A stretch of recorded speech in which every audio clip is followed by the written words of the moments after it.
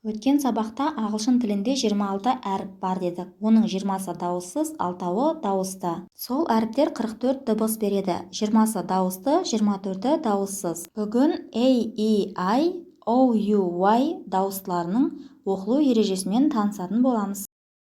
Ағылшын тілінде буынның 4 түрі бар. Біріншісі ашық буын, дауыстымен аяқталады, яғни тура алфавиттегідей оқылады. Екіншісі жабық буын немесе бітеу буын, дауыссызбен аяқталады.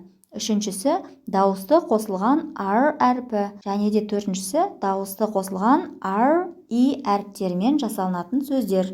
Бірінші буында алфавиттегідей оқылады дедік. A, game, take. E, tree, see. I, fine, mine, ice. O, note, phone. U, use, university. Сөздің соңында тұрған И әрпі мылқау И деп аталады және ол оқылмайды.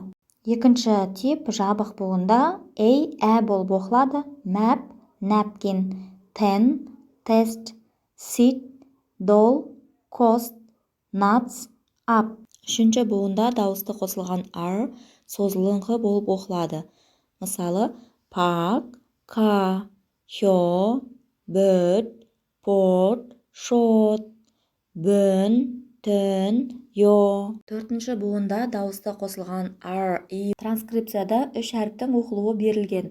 Кейі, шейі, хейі, файы, ско, пуы. Y әрпі жартылай дауысты, жартылай дауыссыз болып келеді. Сөздің басында дауыстының алдында И болып оқылады.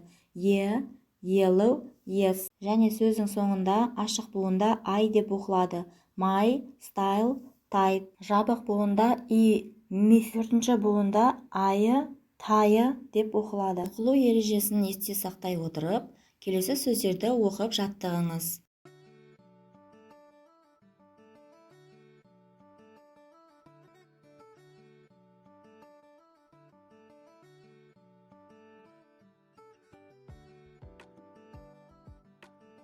Келесі тапсырма ашық және жабық буында тұрған сөздерді анықтап, екіге бөліп, оны оқып шығыңыз.